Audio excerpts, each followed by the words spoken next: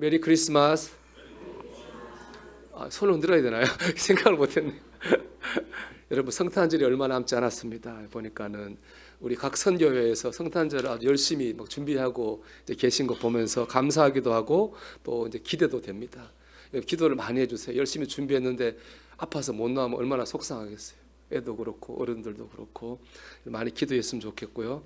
바라기는 우리의 심령도 잘 준비되어서 이번 성탄절에 내게 오시는 예수님을 체험하는 귀한 역사가 있기를 주의 이름으로 축원합니다. 오늘 본문 우리가 읽은 이사야 11장은요, 예수님이 태어나기 한 600년 정도 전에 이사야 선지자가 예수님이 이런 모습으로 오실 거다라고 하는 것을 예언한 말씀입니다. 그래서 오늘 말씀 보면 예수님이 어떤 모습으로 이렇게 오시는구나라고 하는 것을 알 수 있는 것이죠. 1절을 보면 이렇게 되어 있습니다. 이새의 줄기에서 한 싹이 나며, 이게 예수님입니다.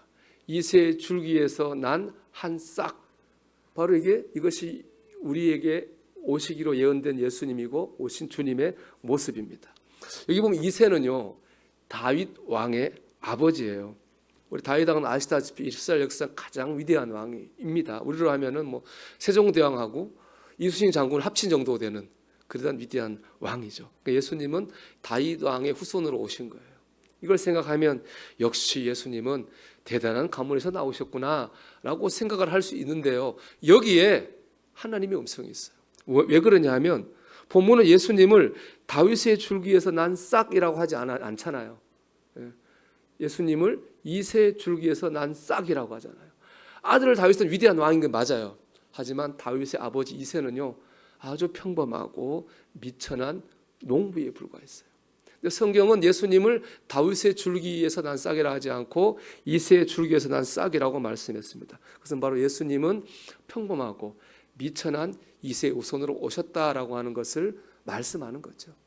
저 줄기라는 말도 마찬가지입니다. 줄기라는 말이 히브리어로 게자라고 하는데 저 줄기 우리가 생각하는 나무 줄기가 아니고요, 그루터기예요. 완전히 밑둥만 남은 바삭 마른 그루터기예요. 그 그루터기에서 싹이 났으니 얼마나 힘이 없고 약하겠어요. 그러니까 보면 이새라는 말도 그렇고 줄기라는 말도 그렇고 다 예수님의 연약함을 상징하는 거예요. 무엇보다 저 싹이라는 말 있죠. 저 말이 제일 중요한 말입니다. 저 싹이라는 말은 히브리어 넷제르인데요. 이 넷제르라는 말이 참 의미가 왜 있냐면은 여기서 나사렛이라는 말이 나왔기 때문에 그렇습니다. 우리 성경을 보면 예수님을 그냥 예수님이라고 하지 않죠. 앞에 붙죠. 나사렛 예수. 왜냐하면 예수님께서 나사렛이라는 지역에서 자라셨거든요.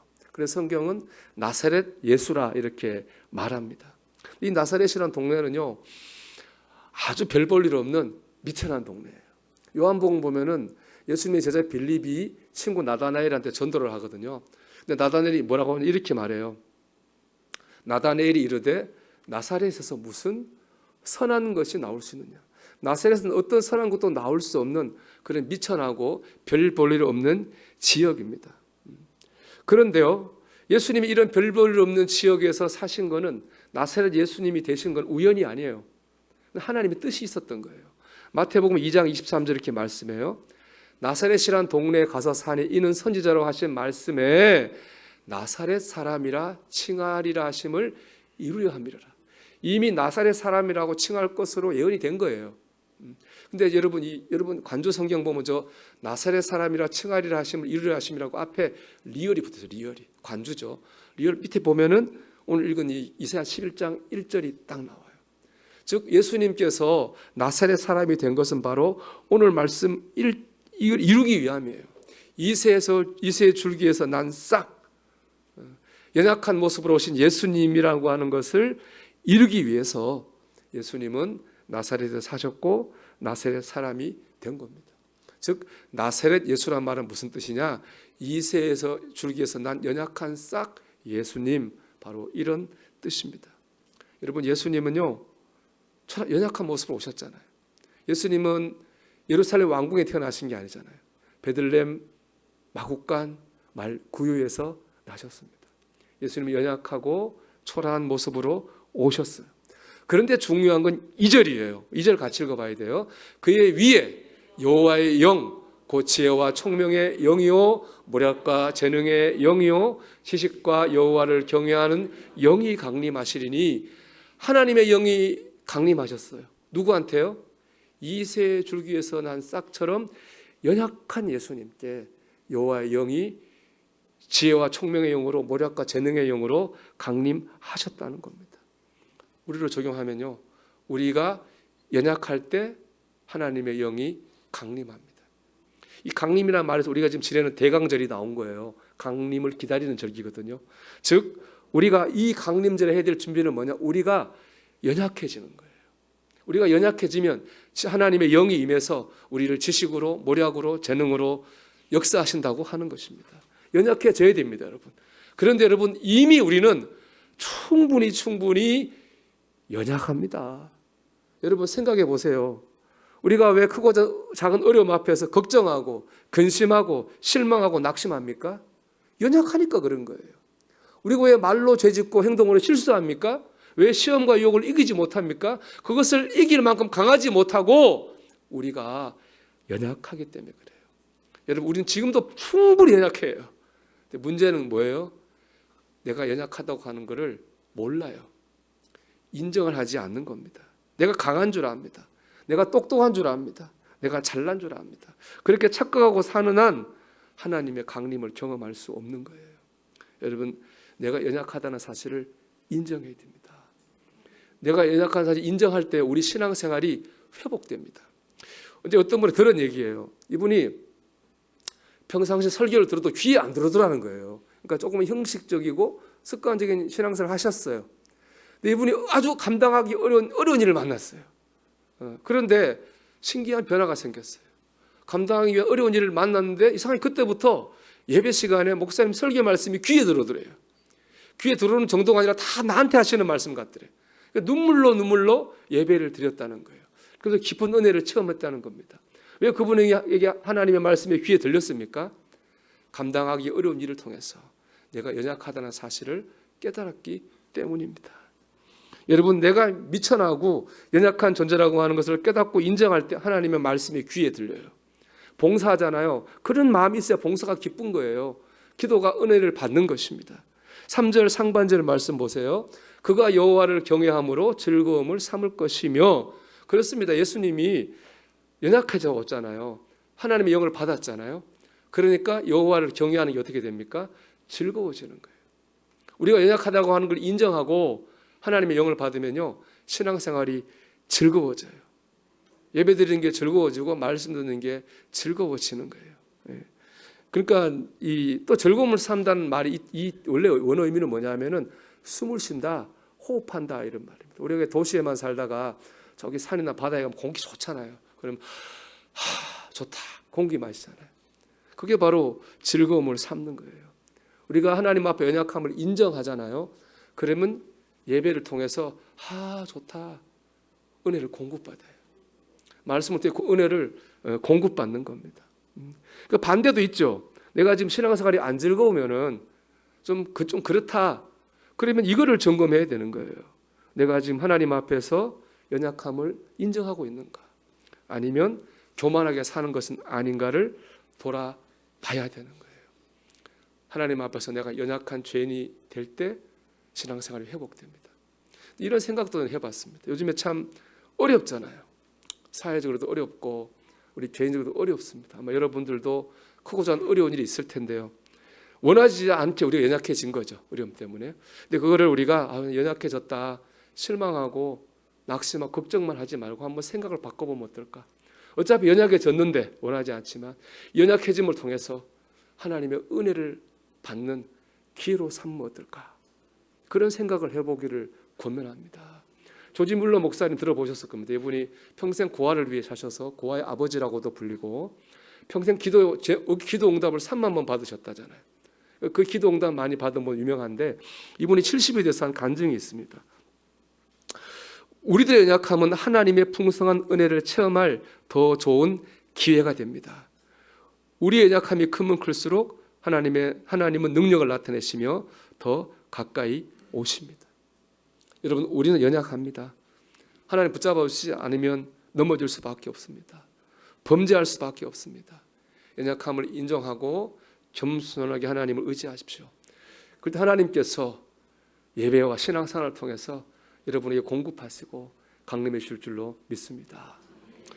두 번째, 내가 연약하다는 사실을 인정할 때 공동체가 회복이 됩니다. 6절을 볼까요? 그때 이리가, 이 그때란 말은 언제냐면요, 예수님 연약했잖아요. 하나님 영을 받았잖아요. 그래서 역사를 막 하셨잖아요. 그러니까 연약하신 예수님, 연약하게 오신 예수님이 하나님 영을 받고 역사하실 그때에라는 거예요. 그때 어떤 일이 나느냐? 이리가 어린 양과 함께 살며 표범이 어린 염소와 함께 누우며 송아지와 어린 사자와 살찐 짐승이 함께 있어 어린아이에게 끌리며. 제일 많이 나오는 단어가 뭡니까? 함께잖아요. 연약한 몸으로 오신 예수님이 하나님의 영을 받고 역사하실 때 일어나는 역사는 뭐냐? 함께입니다. 예수님이 역사하시는 방법은 여러분 함께입니다. 예수님은 나만 구원받고 나만 축복받는 삶을 살기를 원하지 않습니다. 우리 모두 함께 구원받고 함께 축복받고 함께 기쁨이 충만한 삶을 살기를 원하십니다. 이게 주님의 뜻입니다. 그렇기 때문에 우리는 교회와 가정에서 우리가 추구해야 될 가치는 뭡니까? 그것은 함께 하는 것입니다. 여기 나오잖아요. 함께 누우고 함께 일어나고 함께 있는 겁니다. 아무리 믿음이 좋고 의롭고 봉사를 많이 해도 이 함께를 이루지 못하면요, 주님이 기뻐하시는 모습이 아니에요. 여러분 그 고린도서 13장을 보세요. 1절 이렇게 되어 있잖아요.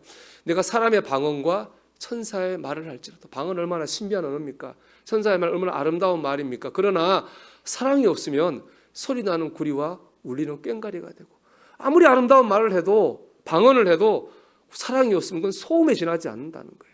2절입니다. 내가 예언하는 능력이 있어 모든 비밀과 모든 지식을 알고 또 산을 옮길 만한 모든 믿음이 있을지라도 능력과 믿음이 아무리 커도 사랑이 없으면 내가 아무것도 아니요. 3절입니다.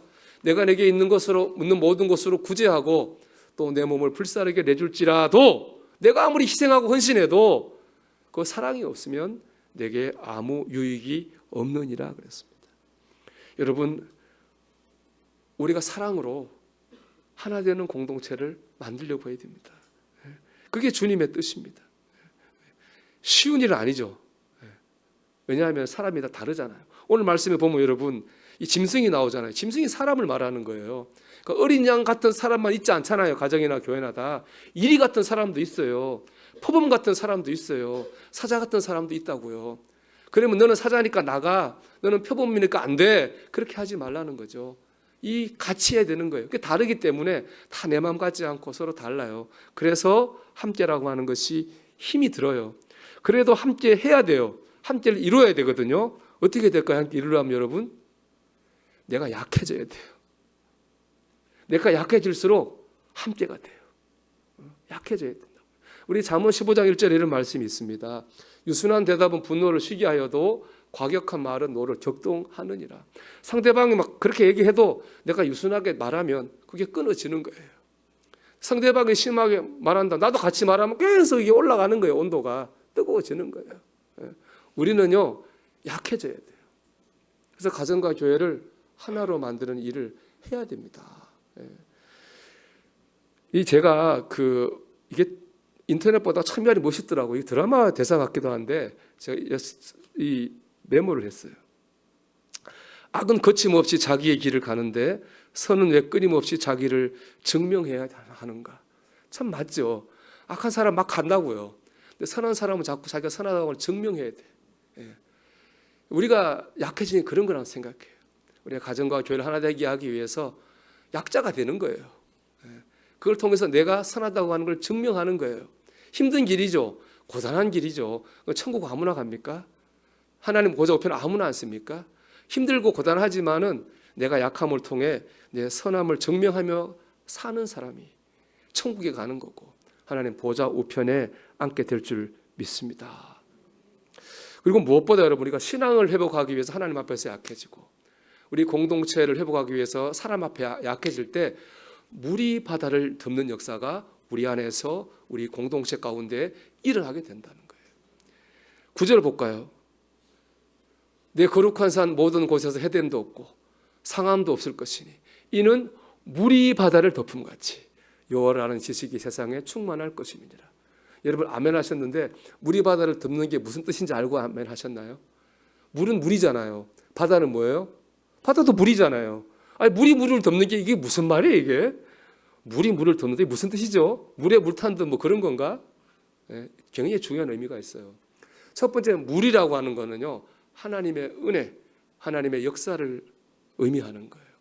바다는요, 성경은요 바다 다 나쁘게 표현해요. 요한계시록 보면요 마귀는 다 바다에서 올라와요. 그리고 바다는요 고통과 저주를 상징해요. 그래서 여러분 모세가 기도할 때 하나님 역사하셨잖아요. 홍해바다 앞에서 어떤 역사가 일어났습니까? 홍해바다가 갈라졌잖아요. 하나님 역사하실 때 고통과 저주가 갈라진 거예요. 또 요한계시록 21장 1절 말씀 볼까요? 또 내가 새 하늘과 새 땅을 보니 처음 하늘과 처음 땅이 없어졌고 바다도 다시 있지 않더라. 저 천국에 바다가 없어요. 고통이 없어요. 저주가 없어요. 마귀가 없어요. 그래서 천국인 거예요. 그런데 우리가 내 신앙생활을 회복하기 위해서, 가정과 교회를 위해서 내가 약해질 때, 연약함을 인정할 때 우리 영혼과 육체, 가정과 교회를 괴롭히는 고통과 저주가 물러가는 역사가 일어납니다. 마귀가 떠나가는 역사가 일어나게 될 줄로 믿습니다. 여러분 이 물이 바다를 덮는 이 역사가 우리 영혼과 육체 안에, 우리 가정과 교회에 일어나기를 주의 이름으로 축원합니다. 무엇보다 주님께서 이 승리의 길로 우리를 부르고 계신 거예요. 10절 보세요. 그날에 이새의 뿌리에서 한 싹이 나서 만민의 기치로 설 것이요 열방이 그에게 돌아오리니 그가 거한 곳이 영화로우리라. 이새의 뿌리에서 한 싹, 예수님이 뭐가 된다고요? 만민의 기치로 서요. 기치라고 하는 건 깃발, 전쟁 때 사용하는 깃발이에요. 이 깃발로 전진 후퇴를, 신호를, 명령을 주잖아요. 즉 연약한 예수님이 만민의 깃발로 쓰셨습니다. 그리고 우리에게 지시하시고 명령하시죠. 그 지시와 명령이 무엇입니까? 우리가 이새의 뿌리에서 난 싹이 되라는 거예요. 연약함을 인정하고 하나님을 의지하라는 것입니다. 그 신호가 있는 거예요. 여러분 오늘 이 시대의 만민의 기칙은 뭐겠습니까? 십자가잖아요. 예수님 십자가에서 연약한 죄인으로 죽으심을 우리를 구원하셨다고요. 저 십자가가 하나님께서 우리에게 주신 만민의 기치, 깃발입니다. 우리는 저 십자가를 보면서 연약함을 인정하고 하나님을 의지하는 자리로 돌아와야 됩니다. 내가 옳다는 교만에서, 내가 잘하고 있다는 착각에서, 내가 능력이 있다는 오만에서 나는 연약한 죄인입니다 하는 연약한 죄인의 자리로 돌아와야 돼요. 그러면 물이 바다를 덮는 역사가 일어날 줄 믿습니다. 10월 27일 날 우리나라에서 큰 기독교 집회가 있었습니다. 동성애 법을 반대하는 기독교인들 한 200만 명이 모여서 집회를 했습니다. 저는 그 취지에 굉장히 공감하고 동의합니다. 근데 우려도 있었어요. 근데 제 우려와 달리 잘 끝나서 너무 감사한데, 제가 왜 우려했냐면요, 기독교 역사가 2000년이잖아요. 2000년 기독교 역사를 보면요, 교회가 힘자랑을 하면 항상 교회가 망했어요. 대표적인 십자군 전쟁하고 종교 재판이에요. 하여튼 교회가 힘자랑하면 그때 교회가 무조건 망했다고요. 수많은 사람이 죽고 억울하게 교회가 사람을 살려야 되는데 죽였다고요. 근데 반대로 언제 교회가 빛이 났느냐? 힘을 내려놓을 때 교회가 빛이 났어요. 그래서 사실 좀 걱정을 했어요. 힘자랑하면 어떡하나. 근데 너무 은혜롭게 예배를 잘 드려서 감사했어요. 내가 누군데, 내가 어떻게 했는데, 그럼 우리가 망하는 거예요. 그런데 주님 이 죄인을 불쌍히 여겨주세요. 그러면 우리가 빛이 나는 거예요. 우리가 빛나는 게 아니죠. 우리를 통해 주님이 빛나게 되는 것입니다. 여러분 연약한 죄인의 자리가 저와 여러분의 자리입니다. 은혜 받는 자리입니다. 우리는 그 자리로 이 성탄절을 준비하면서 연약한 죄인의 자리로 우리 돌아오기를 바랍니다. 그럴 때 이새의 줄기 한 싹으로 난 나사렛 예수를 만나게 될 줄로 믿습니다.